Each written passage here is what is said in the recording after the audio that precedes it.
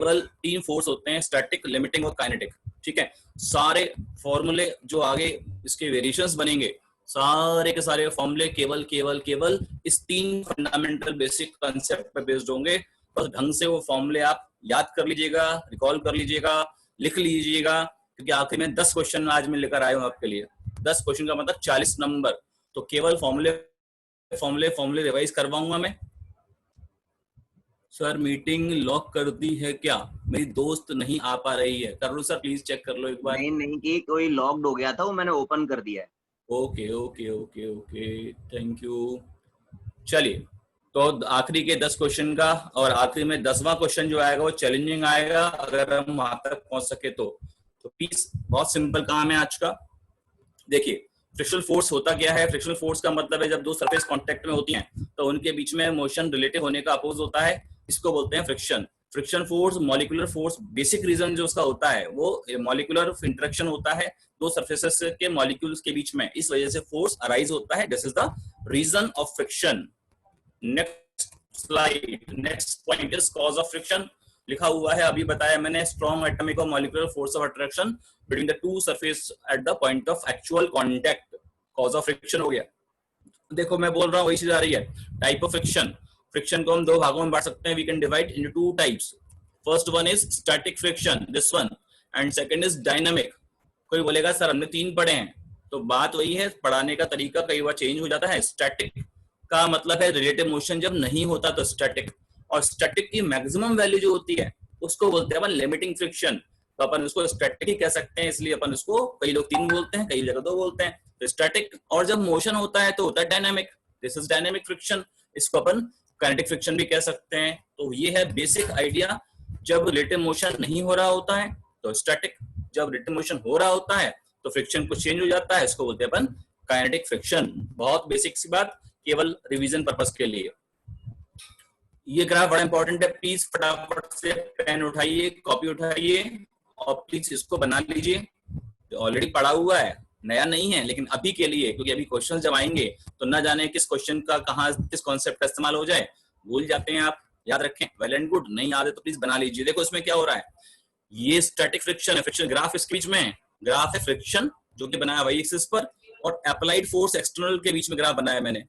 देखो applied force आप change करते हैं तो स्टैटिक फ्रिक्शन बढ़ता है, और ये लीनियरली चेंज होता है, मींस जितना अप्लाइड फोर्स उतना स्टैटिक फ्रिक्शन। और लिमिटिंग वैल्यू में कोई ये वाली, दिस इज लिमिटिंग फ्रिक्शन। और फिर जब बॉडी का मूवमेंट चालू हो जाता है, दो सरफेसेस के बीच में रिलेटिव मोशन शुरू हो गया, उस कंडीशन में फ्रिक्शन की वैल्यू अब चेंज हो गई। और देखो ये फ्रिक्शन कभी भी वेरी नहीं करता, मींस काइनेटिक फ्रिक्शन स्पीड पर डिपेंड नहीं करता, एक्सेलरेशन में डिपेंड नहीं करता, बस रिलेटिव मोशन हो रहा है तो फ्रिक्शन एक ही प्रकार का होता है, एफ के। आगे जाके उसकी अपन वैल्यू निकालने वाले हैं। तो this is the very important graph between the applied friction, applied force and the type of friction. तीनों फ्रिक्शंस में दिखा रहे हैं आपको हम। अब ये देखो कोफिशिएंट ऑफ फ्रिक्शन, दो तरह के कोफिशिएंट होते हैं, एक आप जानते हो म्यू एस और आगे आएगा म्यू के। म्यू एस का मतलब है लिमिटिंग फ्रिक्शन, स्टैटिक फ्रिक्शन की maximum value upon normal reaction, और ये इसकी रेंज अगर चाहे तो अपन ये बोल सकते हैं 0 से लेकर लिमिटिंग फ्रिक्शन के बीच में कुछ भी हो सकता है, डिपेंड करता है कि हम कितना फोर्स अप्लाई कर रहे हैं। और एफ एस मैक्सिमम का मतलब क्या हुआ, ये लिखा हुआ लिमिटिंग फ्रिक्शन बोला हुआ है इसमें, mu S times of N.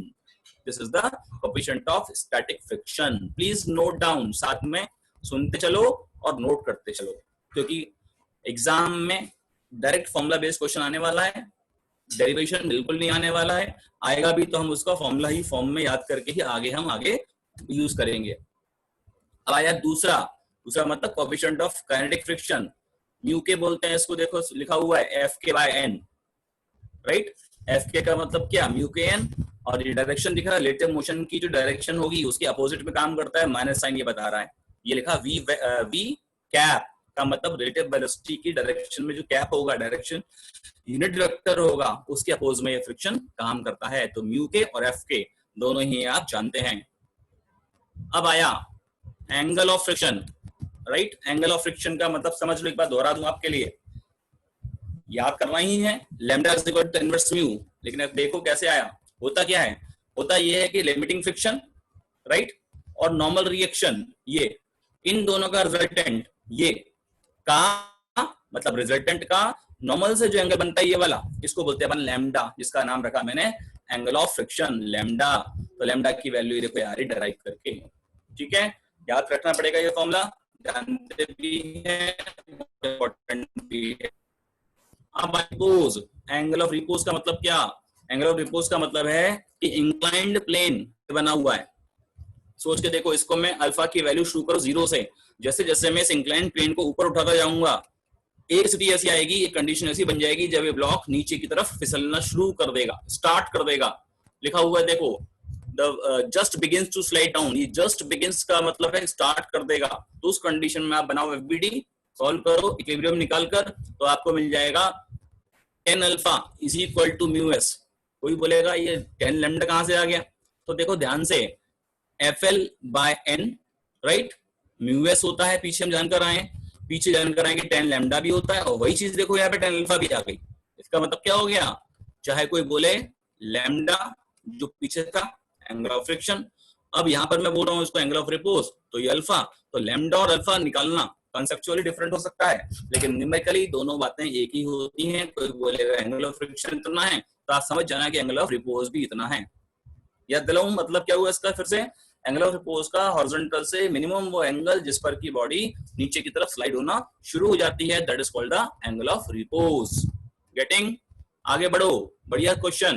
भाई सारे क्वेश्चन ही देखा जाए तो एग्जाम में आए हुए क्वेश्चन को ही अपन ने इस तरह से अरेंज कर दिया है कि हमें एग्जाम में समय बच जाए। देखो ये क्या लिखा हुआ है, हमें निकालना है net contact force between the surface and the body. ये देखो मैंने क्या किया, दो फोर्स कॉन्टेक्ट फोर्स काम कर रहे हैं। फ्रिक्शन क्या होता है? कॉन्टेक्ट फोर्स ही है, टेंजेंशियल काम करता है। आर का मतलब नॉर्मल डायरेक्शन लिखा है, ये भी कॉन्टेक्ट फोर्स है, काम करता है परपेंडिकुलर। तो इन दोनों का रिजल्टेंट को एस बोला गया है, तो एस की वैल्यू क्या आएगी? एफ और आर दोनों का नेट आ जाएगा। तो एस की वैल्यू देखो, रेंज अगर कोई बोले तो मिनिमम ये mg के बराबर होगी। कब? जबकि कोई बोलता है म्यू गायब कर दो, आप म्यू है ही नहीं, राइट। और जब फ्रिक्शन भी है तो फिर दोनों मिलाकर नेट निकालोगे, क्योंकि दोनों परपेंडिकुलर हैं, वेक्टर सम करोगे तो ये आ जाएगा। मतलब क्या हो गया? एस की minimum value, this is minimum value mg, right, and this is the maximum value of S, means जो नेट कांटेक्ट फोर्स है, कांटेक्ट फोर्स दोनों हैं, एक है टेंजेंशियल एक है नॉर्मल, उन दोनों को मिलाकर बोलते हैं नेट कांटेक्ट फोर्स एस। ठीक है, ये फॉर्मूला भी बड़े काम का है, कहीं किसी क्वेश्चन में 10 क्वेश्चन में कहीं कहीं आपका ये यूज होने वाला है, तो जाते रहिए। फिर देखो मिनिमम पुलिंग फोर्स, इसका डेरिवेशन होता है 2 स्टेप में। कुछ नहीं है, बड़ा सिंपल है कि अगर हम इस बॉडी को चलाना चाहते हैं तो देखो P cos अल्फा की वैल्यू ज्यादा या ठीक बराबर होगी किसके? लिमिटिंग फ्रिक्शन के। तो ये बॉडी चलना शुरू कर देगी। तो हमें इस इक्वेशन को यूज करके P निकाल देना है। P is the minimum pulling force कितना होगा? यहाँ पर थीटा क्या है? एंगल ऑफ फ्रिक्शन को यहाँ थीटा जो मैंने लैम्डा बोला था ना, यहाँ पे उसने थीटा मान लिया है। अल्फा का मतलब क्या? ये वाला एंगल। तो this is the minimum pulling force. Please note down P is equal to W sin theta upon में cos alpha minus theta. This is the minimum pulling force. ठीक है, P की वैल्यू मिनिमम। अब आया देखो minimum pushing force. अब क्या हुआ? पहले P को हम P से खींच रहे थे, अब P से हम अल्फा एंगल से धकेल रहे हैं, पुश कर रहे हैं। सेम कहानी, स्टार्टिंग करने के लिए जो P का cos कंपोनेंट है, P cos अल्फा की वैल्यू ठीक बराबर होगी स्टार्ट करने के लिए किसके? लिमिटिंग फ्रिक्शन के। इस इक्वेशन को आगे सॉल्व करिए, you will get this answer. Again very important, alpha ये वाला एंगल को बोला हुआ है, राइट, और थीटा का मतलब एंगल ऑफ फ्रिक्शन है, जो मैंने पीछे लैम्डा आपको समझाया था। प्लीज ये सारे के सारे फॉर्मूले लिखते चलिए। कंसेप्ट के नाम पर देखो हर जगह दिखाऊंगा आपको मैं, यही 3 फॉर्मूले, स्टैटिक, लिमिटिंग, काइनेटिक होता है। ठीक है, स्टैटिक का मतलब जब बॉडी चल नहीं रही होती है तो स्टैटिक, चलने वाली है, बैलेंसिंग कंडीशन आ गई, लिमिटिंग कंडीशन आ गई तो बोलते हैं उसको लिमिटिंग कंडीशन, उसमें फ्रिक्शन काम करता है लिमिटिंग, राइट। और जब बॉडी चलना शुरू करती है तो काम करता है फ्रिक्शन, काइनेटिक। हमें सोचना है कि कौन सी सिचुएशन होती है। अब आइए minimum force for motion and this direction. अब देखो इसमें क्या बोल रहा है, हॉरिजॉन्टल से P एंगल, P फोर्स लगाया अपन ने अल्फा एंगल पर। अब बोलता है कि बताइए P की मिनिमम वैल्यू क्या हो और अल्फा की वैल्यू क्या हो, ताकि हम कम से कम फोर्स लगाकर इस बॉडी को चला सकें। वही कहानी अभी समझाई मैंने आपको, बस याद रखना है आपको P मिनिमम की वैल्यू इस तरह से म्यू एम जी अपॉन में रूट के अंदर में 1 plus mu square, this is the minimum value of P.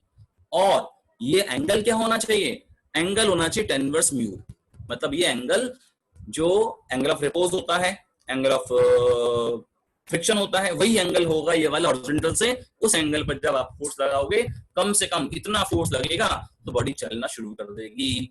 ये भी बड़े काम का फॉर्मूला है, एग्जाम में आने की पूरी पूरी चांस बनती है। प्लीज इसको नोट करो, दोनों फॉर्मूले, पी मिनिमम का फॉर्मूला और अल्फा का फॉर्मूला। 10 क्वेश्चन है आगे आपके सामने, 40 नंबर का एक संघर्ष है। आप कितना अच्छा करते हैं यहाँ पे डिपेंड करता है। अब देखो, ये बहुत बेसिक चीज कुछ नहीं है, ये बोल रहा है कि पी फोर्स लगाया, राइट, चल रही है बॉडी, फ्रिक्शन भी काम कर रहा है, तो बताइए नेट एक्सेलरेशन कितना होगा। बड़ा सिंपल काम है, राइट साइड में पी लग रहा है, लेफ्ट में एफ के काम करना शुरू कर देगा, डिफरेंस निकालो, डिवाइड करो एम से, ये लिखा हुआ है, this is the acceleration of the block, right, बहुत सिंपल, कुछ भी नहीं।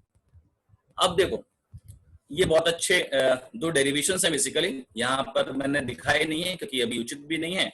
देखो है क्या, इंक्लाइन सरफेस पर इस बॉडी को मैंने यहाँ पर छोड़ दिया, ठीक है। दो केसेस हैं, पहले बोल रहा है इसने एक्सेलरेशन, तो मैंने पहला केस बोल रहा हूँ कि अगर इस बॉडी को फ्री कर दो और ये गारंटी दो आप कि ये थीटा जो एंगल है वो एंगल ऑफ रिपोज से ज्यादा होना चाहिए, ठीक है, ज्यादा होगा तो ये बॉडी नीचे मूव कर रही होगी किसी एक्सेलरेशन से, उसकी वैल्यू होती है, ब्रैकेट में जी बाहर निकाल लो, sin theta minus mu cos theta, ठीक है। याद रखना भी आसान है, बता दूं, देखो इसमें है क्या, जी sin थीटा सपोर्ट कर रहा है ग्रेविटी का कंपोनेंट एक्सेलरेशन का, और G mu G cos theta oppose कर रहा है, ठीक है। तो ये हो गया एक्सेलरेशन ऑफ द बॉडी, जब वो बॉडी नीचे स्लाइड कर रही है अपने खुद से। अब इसी में उल्टा कर दो, अब आप बॉडी को चाह रहे हो ऊपर जाए, अब आपको कितना मिनिमम फोर्स लाना पड़ेगा पूछे, या कितना मिनिमम ए पैदा करना पड़ेगा, ये है ए की वैल्यू। हुआ क्या, अब फ्रिक्शन भी नीचे लग रहा होगा, ग्रेविटी का कंपोनेंट नीचे काम कर रहा होगा, इसलिए जो साइन यहाँ माइनस था ना वो साइन यहाँ प्लस बन गया, बस इतनी सी बात। आगे फिर से ये चीज और भी जगह काम आने वाली है, जैसे नेक्स्ट स्लाइड में ही आपको काम आगे। देखो, वर्क डन अगेंस्ट फ्रिक्शन, अगर हम हॉरिजॉन्टल सरफेस पर हैं, ये लिखा हुआ है नीचे, सेकंड पॉइंट देखो, पहले हॉरिजॉन्टल पर हैं तो सिंपल सी बात है कि हमें फोर्स लगाना पड़ेगा फ्रिक्शन के अगेंस्ट में, तो म्यू एम जी एस इसका आंसर आ जाएगा, फोर्स इनटू डिस्प्लेसमेंट से। अगर हम ऊपर लेके जा रहे हैं इसको इंक्लाइन सरफेस पर, तो पुराना फॉर्मूला याद कर लो, फोर्स हम निकाल चुके थे, तो वो m इंटू जी के साथ में sin theta plus mu cos theta into S ये लिखा हुआ है। तो जस्ट पीछे अपन ने जो ऊपर धकेलने पर जो मिनिमम फोर्स लगाना पड़ेगा उसका फॉर्मूला उठाया, इंटू एस कर दिया, तो बॉडी का ऊपर खिसकाने में कम से कम इतना काम करना पड़ेगा कि बस बॉडी ऊपर खिसक भर जाए, उसमें वेलोसिटी डेवलप हम करना नहीं चाहते हैं, ठीक है बच्चों। ये हुआ यहां तक की बात, सॉरी अचानक से कूद गया। चलिए आगे बढ़ते हैं, ये हो चुका, ये हो चुका, ये हो चुका, ये हो गया, ये हो गया, ये भी हो गया। अब आया नेक्स्ट, ये भी टिपिकल क्वेश्चन है, याद हो आपको कि बाउल होता है ना, हेमीस्फेरिकल बाउल है, उसमें कोई इंसेक्ट है। अब इंसेक्ट को बोला कि तू सरफेस पर ऊपर चल, फ्रिक्शन अगर है तो ये ऊपर चल पाएगा, नहीं होगा तो बिल्कुल नहीं चल पाएगा। अब फ्रिक्शन के हिसाब से एक पर्टिकुलर हाइट, मान लो यहां तक पहुंच के वो उस जगह तक पहुंच पाता है, फिर मान लो वो उस जगह पहुंचकर वो गिरना चालू हो जाता है। एक मिनट, इस जगह पहुंचकर वो रुक जाता है या उससे ऊपर जाने की कोशिश करता है, नीचे गिर जाता है। हमें पता करना है कि वो ग्राउंड लेवल, मतलब इसको अगर मैं मानूं रेफरेंस लेवल, तो इससे मैक्सिमम कितना हाइट ऊपर जा सकता है। बात वही है कि इस पॉइंट पर पहुंचकर mg sin थीटा जो है वो लिमिटिंग फ्रिक्शन को मैच कर जाता है, तो इससे ऊपर जाने की कोशिश करेगा, तो mg sin थीटा की वैल्यू सफिशिएंट नहीं है इसको रोकने, मतलब ज्यादा बढ़ जाती है, तो लिमिटिंग फ्रिक्शन की लिमिट आ गई है, तो अब ज्यादा फ्रिक्शन मिलना नहीं, तो इससे ऊपर जो इंसेक्ट है वो बढ़ नहीं सकता है। उसी को मैंने सॉल्व किया, आप प्लीज ये फॉर्मूला नोट कर लीजिए, आगे जाके काम आ सकता है। H is equal to R, और एक फॉर्मूला बड़ा इंपॉर्टेंट है, टेन थीटा की वैल्यू इसमें म्यू दिखाई पड़ रही है, अंडरलाइन कर रहा हूं मैं, स्टार बना रहा हूं, इसलिए कि आगे क्वेश्चंस में कहीं आपको इसका काम पड़ने वाला है, मैं आपको हिंट भी दे रहा हूं। Tan theta is equal to mu, mu का मतलब क्या हुआ, म्यू का मतलब है कोएफिशिएंट ऑफ फ्रिक्शन, थीटा का मतलब क्या, यहां पर इस एंगल को थीटा बोला है, मैं ध्यान दो ये वाला एंगल थीटा बोला हुआ है, ठीक है। आगे जाके क्वेश्चंस में आपको यकीनन गारंटेड क्वेश्चन आने वाला है, थोड़ी बदली भाषा में, इसलिए मैंने इसको यहाँ पर इतना इज्जत दे रहा हूँ। राइट, आगे देखो प्लीज। अब ये 3 केस जो आ रहे हैं इक्विलिब्रियम वाले, ये आपके सामने पहला चल रहा है, इसको रट लो। क्या करना है, कुछ नहीं, M2 की वो वैल्यू ढूंढो जिसके लिए कि फ्रिक्शन सरफेस पर लिखा हुआ M1 बस लिमिटिंग कंडीशन में आ जाए। तो क्या हो जाएगा, M2G की वैल्यू म्यूएस M1G के बराबर हो जाएगी। तो ये म्यूएस की वैल्यू आ गई M2/M1, ये M2 की मैक्सिमम वैल्यू के पूछता है, बोल सकते हैं म्यू टाइम्स ऑफ M1 होगी। This is the equilibrium under condition of friction. दूसरा केस वही बात है, ध्यान देना, उस वाले में था मास, इस वाले में आ गई लेंथ। इसी फॉर्मूले को फिर से कॉपी करो। M2/M1 मतलब क्या, mass hanging from the table that is M2, mass lying on the table that is M1। तो रेशियो और निकाल दो। चूंकि मैं इस क्वेश्चन में नेक्स्ट वाले में लेंथ को बोल रहा हूं कि वो यूनिफॉर्म लेंथ है, मतलब प्रोपोर्शनल टू मास कह सकते हैं, लैम्डा यूनिफॉर्म मान रहा हूं मैं। तो देखो म्यू की वैल्यू को मैंने अब यहाँ ऐसा बोल दिया, L dash upon L minus L dash. वहां था इतना मास, इसका मास को लेंथ से चेंज कर दो, ये भी यहाँ मास था ये वाला, इसको लेंथ से चेंज कर दिया मैंने, तो ये फॉर्मूला ऐसा बन गया। तो L डैश को निकालना चाहे तो ऐसा आ जाएगा, L डैश का फॉर्मूला ऐसा बन जाएगा। तो लेंथ कितना मैक्सिमम लटकाएं ताकि चेन ना फिसल जाए, उस तरह का सवाल बनता है। या ये पूछते हैं कि बताइए नहीं फिसल रही है इतने लटकाने पर, तो म्यू की वैल्यू क्या होगी। तो दोनों ही, म्यू निकालना हो तो ये फॉर्मूला, L डैश निकालना हो तो ये वाला फॉर्मूला, दोनों ही मेथड है। ये सेकंड केस था इक्विलिब्रियम अंडर फ्रिक्शन का, याद होगा आपको, मैंने दोहरा दिया आपके दिमाग में। वही बात, उसके पहले वाली बात को अब केवल क्या करना है, इंक्लाइन सरफेस पर लेकर आना है। अब यहाँ पर भी वही चीज है, इक्विलिब्रियम बनेगा, सॉल्व करूंगा मैं। This is the maximum value of M2। Please note down, mu निकालना हो तो ये फॉर्मूला, M2 की वैल्यू निकालनी हो मैक्सिमम तो ये फॉर्मूला। आपको टाइम आधे मिनट्स को नोट कर लो। ये सारे के सारे फॉर्मूले बड़े काम के हैं, जानते हैं, लेकिन 1 घंटे में, मतलब 30 मिनट में, 40 मिनट में रिवाइज कर लो और 20 मिनट में सॉल्व कर लो, तो ये सारा का सारा आपका परमानेंट मेमोरी में चले जाना चाहिए। ठीक है बेटा, तीनों के तीनों फॉर्मूले आप लिख लीजिए, दोहरा लीजिए, पता होते हैं, बस अभी आज टेस्ट में अच्छा करो इसलिए। ये भी बड़े काम का मालूम होगा आपको। इंक्लाइन प्लेन पर अगर हम मान लो फ्रिक्शन की बात नहीं करते हैं, राइट, और फिर दूसरी बात बोलते हैं फ्रिक्शन काम करता है, तो डेफिनेटली बात है कि इंक्लाइन प्लेन पर बॉडी को नीचे आने में टाइम जो लगेगा वो बढ़ जाएगा। तो यहाँ पर time of descent frictionless surface को पहले टी बोला, अब फिर बोलता है कि अगर हम फ्रिक्शन मानते हैं, राइट, फ्रिक्शन मानते हैं, तो अब टाइम जो हो जाता है वो n इंटू टी हो जाता है। ऐसे भी कह सकते हैं कि जब फ्रिक्शन नहीं था तो ग्राउंड पर पहुंचकर पार्टिकल की वेलोसिटी v0 हो जाती है, और फ्रिक्शन होने से वेलोसिटी v0 बाय n रह जाती है। तो ध्यान देना, पहले का टाइम t ये लिखा हुआ है, बाद का टाइम nt। ऐसा कोई कह सकता है, या ऐसा बोल सकता है कि पहले की वेलोसिटी v0, बाद की वेलोसिटी v0 बाय n। तो बोलता है कि बताइए फ्रिक्शन कोएफिशिएंट जो काम करेगा म्यू, है ना, म्यू के जो होता है बेसिकली, उसकी वैल्यू थीटा और n के टर्म में क्या आएगी। तो प्लीज ये फॉर्मूला नोट कर लीजिए, बहुत ही काम का formula. Mu is equal to tan theta bracket में 1 माइनस 1 अपॉन n स्क्वायर। मुझे बताइए यहाँ पर म्यू जो होगा वो कौन सा वाला है, म्यू एस या म्यू के। तो चूंकि यहाँ पर मोशन दिखाई पड़ रहा है, उसी कंडीशन में सॉल्व कर रहा हूँ, तो यहाँ पर ये म्यू एस नहीं है, ये म्यू के होता है, क्योंकि यहाँ पर मोशन आपको दिखाई पड़ रहा है। ठीक है बच्चों, 23 स्लाइड से मैं दिखा चुका हूँ, थोड़ा सा मैं रुकता हूँ पानी पीने के लिए।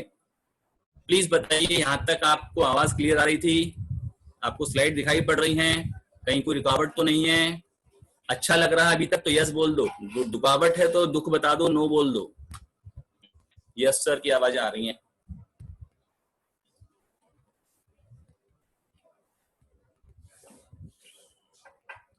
बीच बीच में आवाज कट जा रही है बेटा, हाँ हो सकता है कि मेरी तरफ से भी और आप तक आवाज पहुंचने में ना बहुत सारे आर्यन बोले, सारे फॉर्मूले याद रखने हैं बेटा। एग्जाम में अगर तुम ड्राइव करने का हौसला रखो, टाइम तुम्हारे पास हो तो मत करो यार, और अगर जल्दी करना है पीडीएफ मिल जाएगी बेटा, चिंता नहीं करो। चिंता इस बात की कि आज के टेस्ट में 40 नंबर के क्वेश्चन जो आपके सामने आएंगे आप क्या करोगे उसका ना।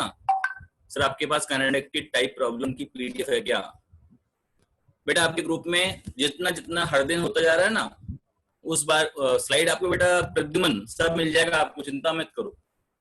पीडीएफ मिल जाएगी, लेक्चर की रिकॉर्डिंग मिल जाएगी, जो अभी मैं आपको डिस्प्ले कर रहा हूँ नोट्स उनकी पीडीएफ मिल जाएगी, वर्कशीट मिल जाएगी, जैसे लेक्चर खत्म होगा आपको सब मिल जाएगा। चिंता मत करो, मेरा साथ दो समझने में। अब देखो ये बहुत ही टिपिकल क्वेश्चन होता है एग्जाम में आने वाला। Stopping of vehicle due to friction. एक कार जा रही है, ब्लॉक जा रहा है, मान लो स्पीड यू दे रखी है, फ्रिक्शन काम करता है सरफेस पर, बोलते हैं कि बताइए ये कितना दूर जाके रुकेगा। तो देखो एस निकालने के मैंने 3 तरह से बनाए फॉर्मूले, ठीक है, याद रखना। You square by 2 basic formula होता है, हमने 1D में भी आपको बोला था ये वाला फॉर्मूला। अब यहाँ पर ए की हो जाएगा, क्या आएगा, म्यू इनटू जी, देखो निकाला हुआ है ए की जगह म्यू इनटू जी। तो ये सारे फॉर्मूले स्टॉपिंग डिस्टेंस के और ये फॉर्मूला स्टॉपिंग टाइम का, तो दोनों ही तरह के फॉर्मूले याद रख लो। टी का formula U upon mu G हो गया और एस का फॉर्मूला हो गया U square upon 2 mu G. 1 2 3 फॉर्मूले एस के हो गए, एस के चौथा फॉर्मूला हो गया, टी के 2 फॉर्मूले याद कर लो। कोई कहेगा नहीं मुझे फॉर्मूले याद नहीं करने, तो मैं कहूंगा बहुत अच्छी बात है, कोई दिक्कत की बात नहीं है। बट ये ध्यान रखना कि एग्जाम हॉल में जो बच्चे ये सारे याद करके जाएंगे, आपका कंपटीशन उनसे भी होने वाला है। तो एग्जाम के नेचर के हिसाब से मैं ये नहीं बोल रहा हूँ देखो इसमें सब दिखाया भी हुआ है क्यों और कैसे। अगर आपको ये कहता है कि मुझे समझना है तो सब लिखा हुआ है, half M you square minus f s equal to 0। मतलब क्या हुआ, काइनेटिक एनर्जी जो कार की होगी वो फ्रिक्शन के अगेंस्ट लॉस हो जाएगी, इसलिए एस का फॉर्मूला आ गया half M you square upon F. F का फॉर्मूला पुट किया मैंने mu into M G, M से एम कट गया, इसलिए फॉर्मूला ये वाला ही है लिखा हुआ है। तो सारी बातें समझाई भी जा रही हैं, लेकिन समय की मांग भी तो अपन को माननी पड़ेगी कि अभी के हिसाब से देखो 9:29 हो चुका है, 9:29 होने के बाद में अपन 24वीं स्लाइड पे काम कर रहे हैं, तो अपन 2-4 स्लाइड्स और देखकर फटाफट से अपन क्वेश्चन शुरू करते हैं। तो प्लीज ये फॉर्मूला नोट कर लो, ठीक है बच्चों। अब देखो थोड़ा और आप समझदार हो जाओ, तो अभी हमने स्टॉपिंग डिस्टेंस निकाली कहां पर, हॉरिजॉन्टल सरफेस पर। अब हमने कहा सरफेस हॉरिजॉन्टल नहीं होकर इंक्लाइंड हो गई। अब क्या होगा, देखो एस का फॉर्मूला बेसिक फॉर्मूला जो 1D से मैं आपको लेके बता रहा हूँ यू स्क्वायर अपॉन 2a होता है। अब ए का फॉर्मूला क्या होगा, यहाँ पर ये लिखा हुआ देखो g sine theta plus mu cos theta, समझ गए। तो एस का फॉर्मूला फ्रिक्शन के अगेंस्ट ऊपर जा रहे हैं, फ्रिक्शन भी रोकेगा, ग्रेविटी भी रोकेगी, तो बॉडी की एनर्जी खत्म हो जाएगी एस डिस्टेंस ऊपर चढ़कर इंक्लाइंड सरफेस पर। तो वह एस की वैल्यू कितनी आएगी, वो ये फॉर्मूला एस का लिखा हुआ है, ये देखो एस का फॉर्मूला लिखा हुआ है, इसको मैंने फिर भी हाईलाइट कर दिया, ठीक है, प्लीज नोट कर लीजिए। अब देखो सूडो फोर्स का शब्द मैंने बोला नहीं है, लेकिन फिर भी आप समझते हैं, sticking of the block with accelerating car.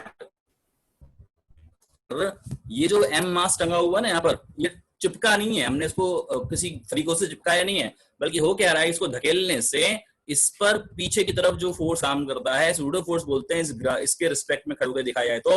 अब इसका जो वेट है यहाँ पर और इन दोनों के बीच का जो फ्रिक्शन है ये वाला, ये दोनों बैलेंस हो जाते हैं। तो वो बैलेंस होकर हम ये कह सकते हैं कि ब्लॉक यहाँ पर नीचे नहीं गिरता।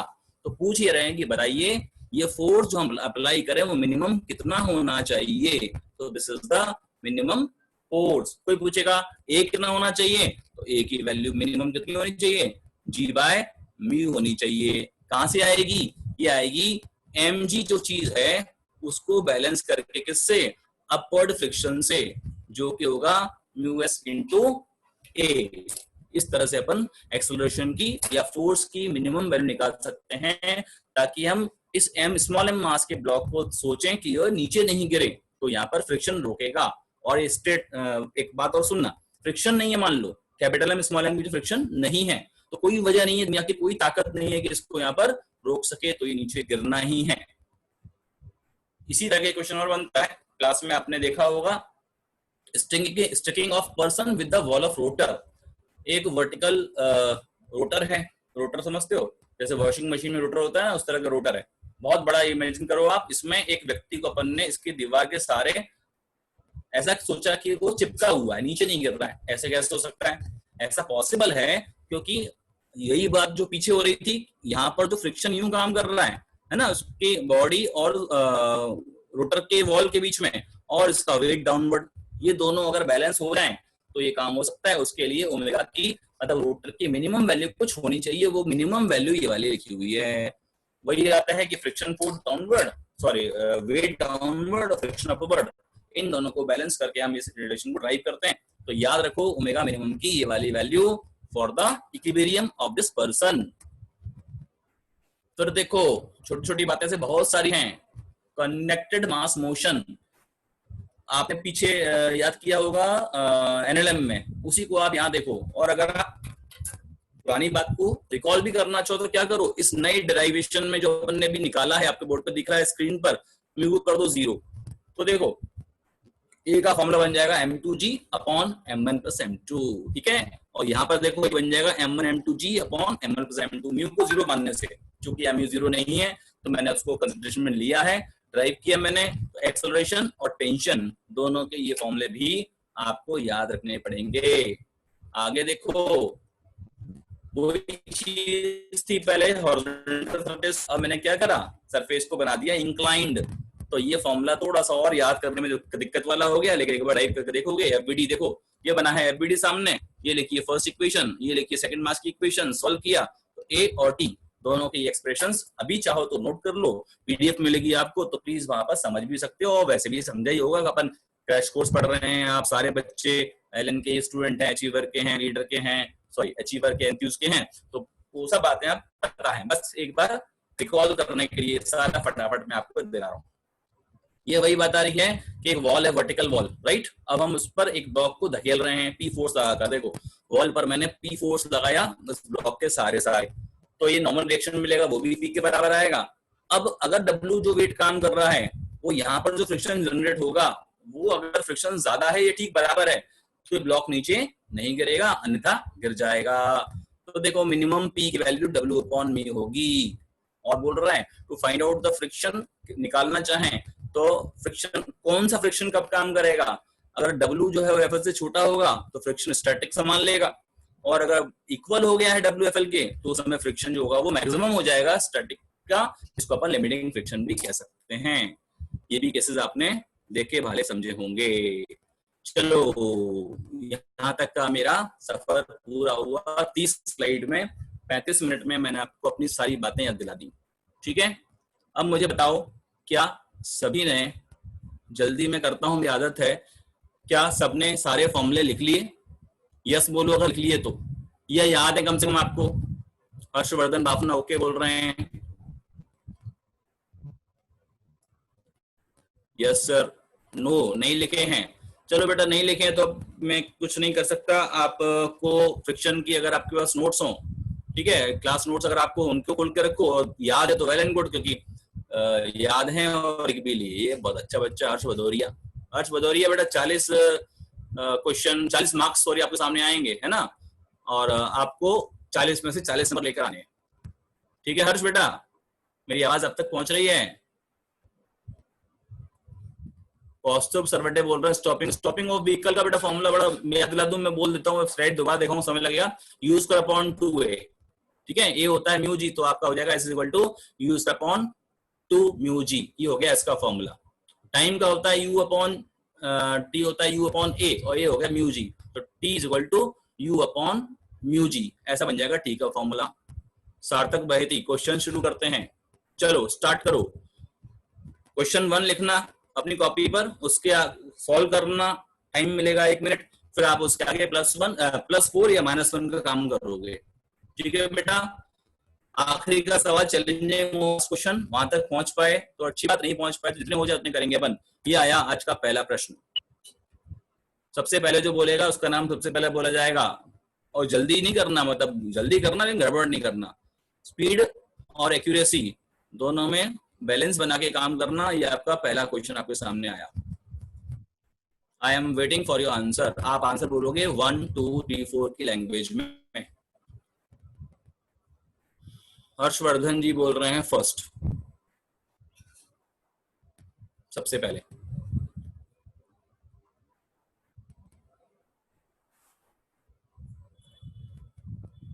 अब मैंने आंसर बोलूंगा नहीं, वरना अभी तक सारे लाइन से 25 आंसर आ चुके हैं। सब फर्स्ट, एक लड़की बोल रही है, निकल गया नाम, अनुराग बोल रहे हैं सेकंड, थर्ड भी बोल रहा है कोई जोमेटो का है, अरे बाप रे जोमेटो, नाम तो चेंज कर लो। अन्य गुप्ता, अन्य गुप्ता, 3 भी आंसर आ गया। अयान सिंह,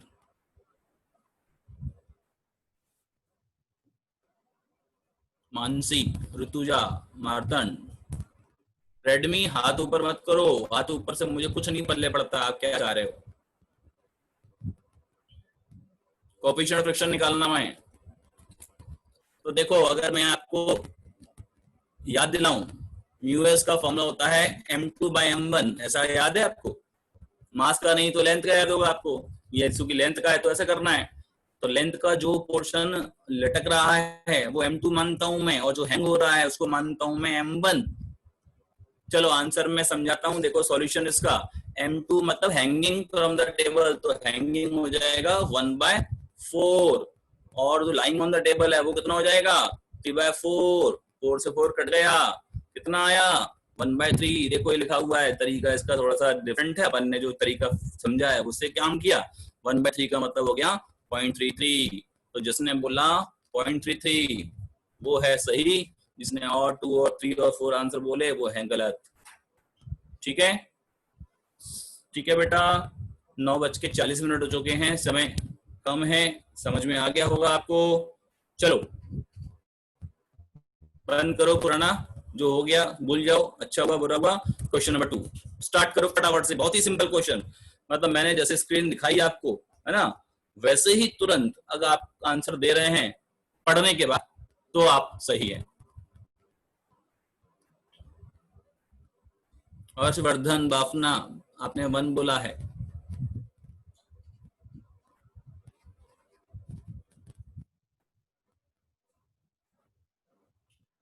हर्षवर्धन तुम्हारा किस बैच के स्टूडेंट हो, जरा लिख के बताओ जरा एक बार।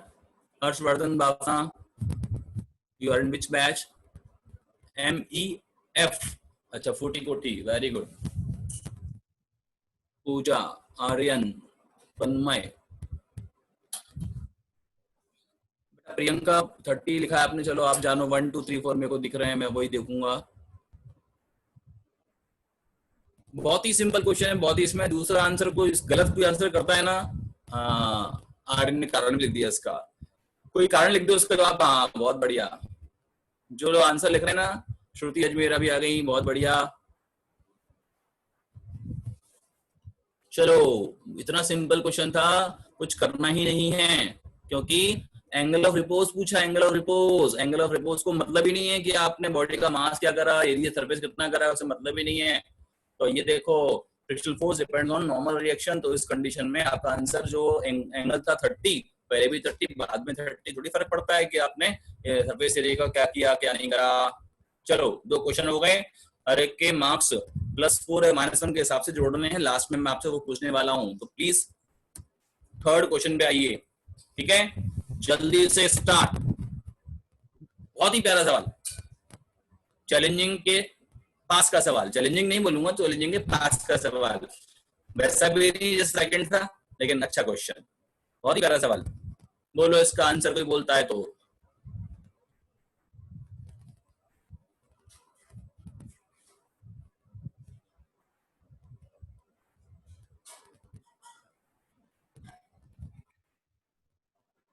लगता है कि बच्चों का किया हुआ प्रश्न है, इतनी जल्दी आंसर आ गया है। यस, अगुनी 4, बहुत बढ़िया। सिद्धि 2, सजक, शिवानी, रितिका, आस्था, अदिति, अपूर्व यादव 4 किया हुआ है सर, डॉक्टर आर्यन बोल रहे हैं, बहुत बढ़िया।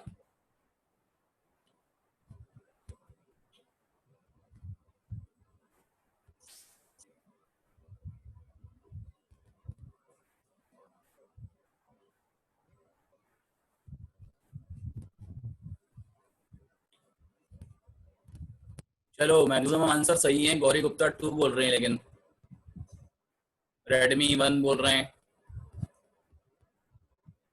चलो देखो बहुत सिंपल है, लेकिन करके समझ में आता है सिंपल है, जिसने किया हुआ तुरंत बोल देता है।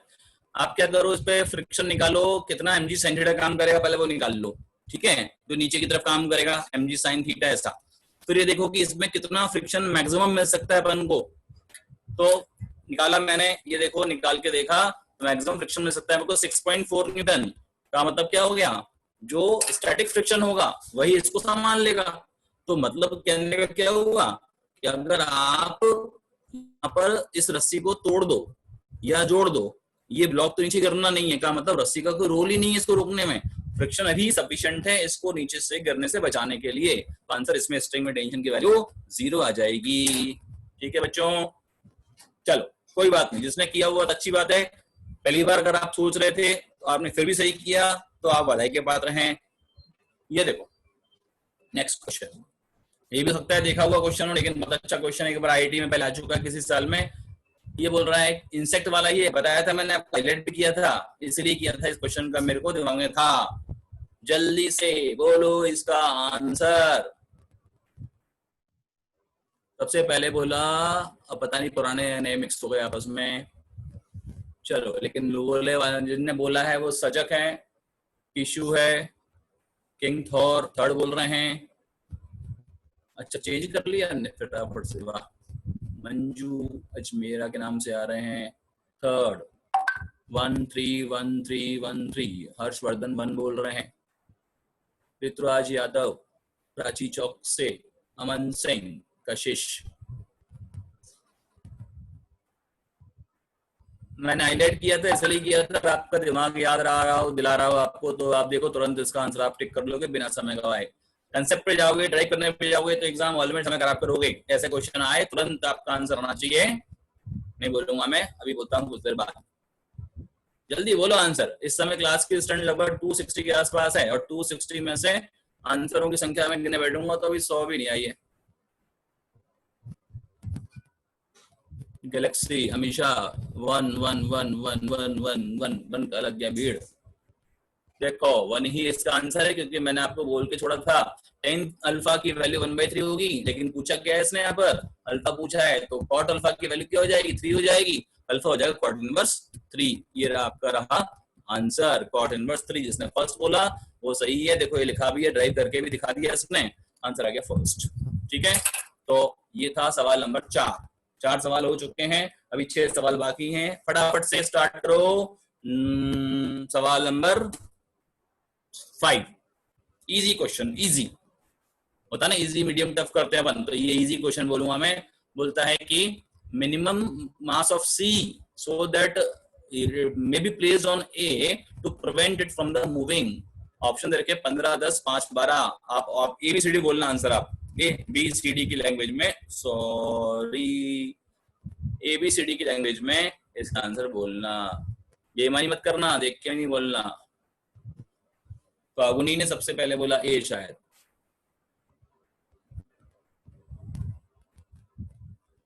जोमेटो गाय ए। सजग ने आंसर लिख दिया 15 किलोग्राम, बहुत बढ़िया।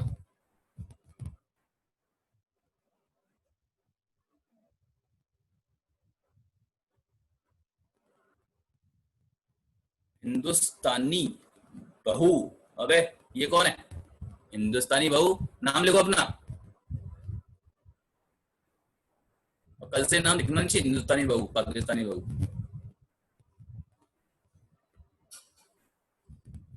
संस्कृति कितना बढ़िया नाम है, देखो। नव्या, कशिश, पीहू, स्वाति, कनक, हर्षवर्धन। आपने तो पीछे रह गए, अब बोला तुमने आंसर।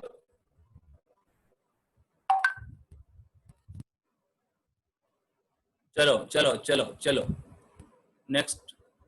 कितना सिंपल क्वेश्चन था, याद है आपको? मैंने बोला था formula, mu is equal to m2 upon m1, मतलब mass hanging from the table upon mass lying on the table. तो लाइंग में यहाँ पर ये दोनों मास जुड़ जाएंगे, ए और सी के मास। तो देखो सॉल्व करने का तरीका, ये लिखा हुआ है, एम बी ऊपर आ गया, नीचे दोनों मास जुड़ जाएंगे, सॉल्व करो। एम ऑफ सी आ गया 15 kg। बताना जरा, अभी तक क्वेश्चन अपन कर चुके हैं 5, ठीक है, 5 चौक 20, जिसके 20 मार्क्स था ना, 20 मार्क्स, वो लिखो 20। बहुत बढ़िया।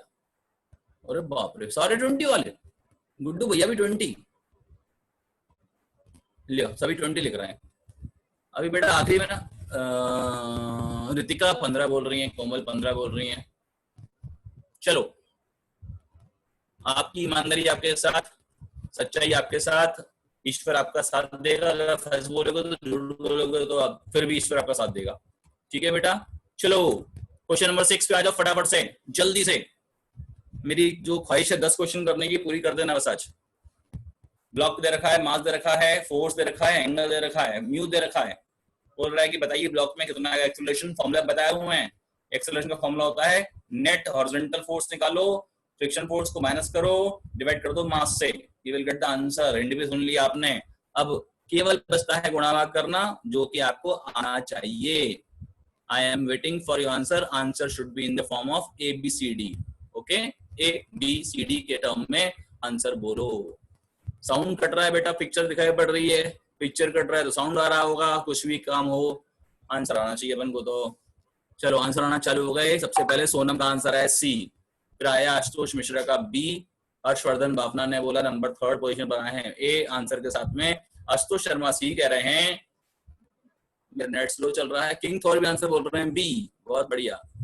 अयान सिंह ने 25 बार ए लिख दिया। बेटा एक बार लिखो तो भी मेरे को ये दिखेगा वो। प्रद्युमन बहुत बढ़िया। आयुषी, हिंदुस्तानी बहू बेटा आप आंसर ए तो बोल रहे हो, लेकिन अपना नाम तो बता दो एक बार। किंग थॉर ने ये बोला है, अच्छा।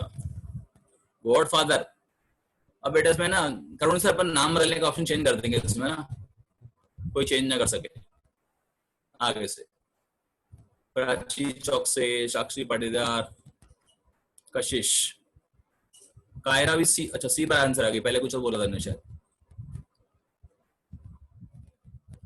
देखो भाई आसान सवाल था, इतना समय लगाओगे तो मजा नहीं आएगा। मैं आपको इसके हल की तरफ चलता हूँ। शायद इसका आंसर ए होगा।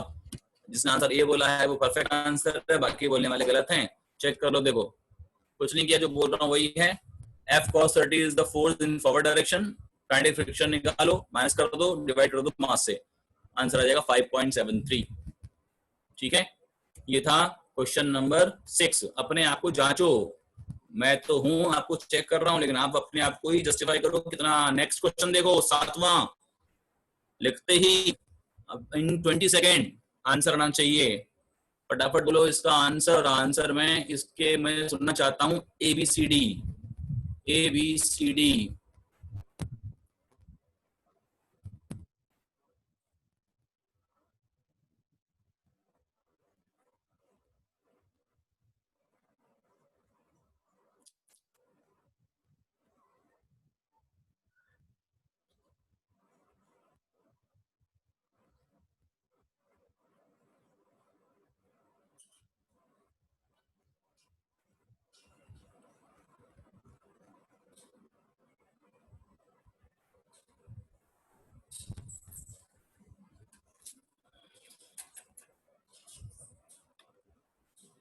बोलो फटाफट से। ABCD के टर्म में आंसर चाहिए।